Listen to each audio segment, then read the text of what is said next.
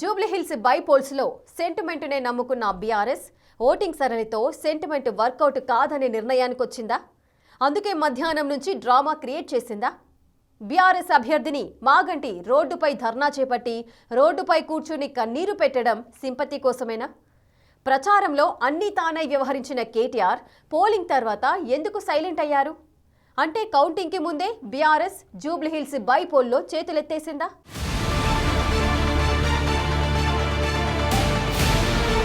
Jubilee Hills bypoll ప్రహసనం ముగిసింది. చలి ఎక్కువగా ఉండడంతో పోలింగ్ మందకొడిగా సాగి నిండా 50% మంది ఓటర్లు కూడా తమ ఓటు హక్కు వినియోగించుకోలేదు. జూబ్లీహిల్స్ ఓటర్లు సగానికి పైగా మంది ఎప్పటిలాగే పోలింగ్ కేంద్రాలకు దూరంగా ఉండిపోయారు. బీఆర్ఎస్ శాసనసభ్యుడు మాగంటి గోపీనాథ్ అకాల మరణంతో ఈ ఉప ఎన్నిక జరిగింది. బీఆర్ఎస్ అందరికంటే ముందుగా గోపీనాథ్ భార్య సునీతకు టికెట్ కేటాయించింది. ఇక బీఆర్ఎస్ వర్కింగ్ ప్రెసిడెంట్ కేటీఆర్ అన్ని తానై ఎన్నికల ప్రచారాన్ని తన భుజాలపై వేసుకున్నారు.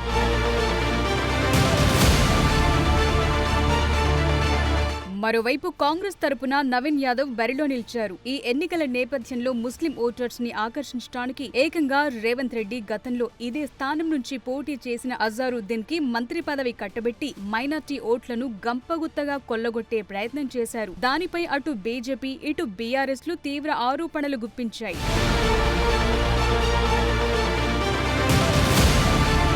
అటు చివర్లో బీజేపీ గతంలో ఇదే స్థానం నుంచి పోటీ చేసిన హైదరాబాద్ బీజేపీ అధ్యక్షుడు లంకల దీపక్ రెడ్డికి మరోసారి టికెట్ కేటాయించింది. ఈ ఎన్నికల్లో దీపక్ రెడ్డి తరపున సికింద్రాబాద్ ఎంపీ కేంద్ర మంత్రి కిషన్ రెడ్డి రంగంలోకి దిగి ప్రచారం నిర్వహించారు. అటు బీజేపీ రాష్ట్ర అధ్యక్షుడు ఎన్ రామచంద్రరావుతో పాటు కేంద్ర హోంశాఖ సహాయ మంత్రి బండి సంజయ్ చివర్లో ప్రచార రంగంలోకి దిగటంతో కాషాయ పార్టీ రేస్లోకొచ్చినట్లు కనిపించింది. ఆ క్రమంలో గెలుపుపై ఎవరి లెక్కలు వారు వేసుకుంటున్నారు.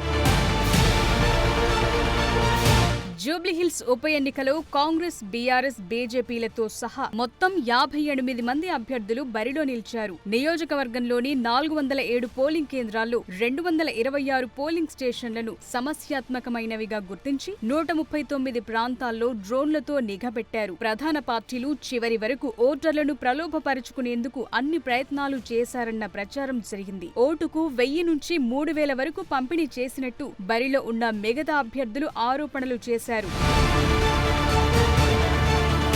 అదిలా ఉంటే జూబ్లీహిల్స్ ఉప ఎన్నికలో ప్రధాన పోటీ కాంగ్రెస్, బీఆర్ఎస్ ల మధ్య జరిగినట్లు విశ్లేషకులు ముందు నుంచి చెప్పుకొచ్చారు. బీజేపీ గత ఎన్నికల్లోలానే 3వ స్థానానికి పరిమితమవుతుందని విశ్లేషించారు. పోలింగ్ సరళి చూస్తే ఆ విశ్లేషణలు నిజమైనట్లే అన్న అభిప్రాయం వ్యక్తమవుతోంది. పోలింగ్ రోజు మధ్యలోనే బీఆర్ఎస్ నేతలు కూడా గొడవ చేసి హంగామా సృష్టించడం ద్వారా ఓటమిని అంగీకరించినట్లయిందన్న టాక్ వినిపిస్తోంది. ఒకవైపు బీఆర్ఎస్ అభ్యర్థిని మాగంటి సునీత కాంగ్రెస్ పై అధికార దుర్వినియోగం చేశారని ఆరోపిస్తూ రోడ్డెక్కి ఆందోళన చేశారు. బోరబండలోని పలు పోలింగ్ స్టేషన్లలో తమ పార్టీ కార్యకర్తలపై స్థానిక కార్పొరేటర్ కాంగ్రెస్ నేత బాబా ఫసియుద్దీన్ దాడి చేశారని సునీత గోపీనాథ్ ఆరోపించారు. బీఆర్ఎస్ శ్రేణులపై బాబా ఫసియుద్దీన్ దౌర్జన్యం చేస్తున్నారని విమర్శించారు. ఈ నేపథ్యంలో పోలీసుల తీరును ఆమె ఖండించారు. అధికార కాంగ్రెస్ కి మద్దతుగా పోలీసులు పనిచేస్తున్నారని మాగంటి సునీత తీవ్ర ఆగ్రహం వ్యక్తం చేశారు. నడి రోడ్డుపై కన్నీరు పెట్టుకున్న ఆమె సింపతి గెయినింగ్ ప్రయత్నాలు చేశారు.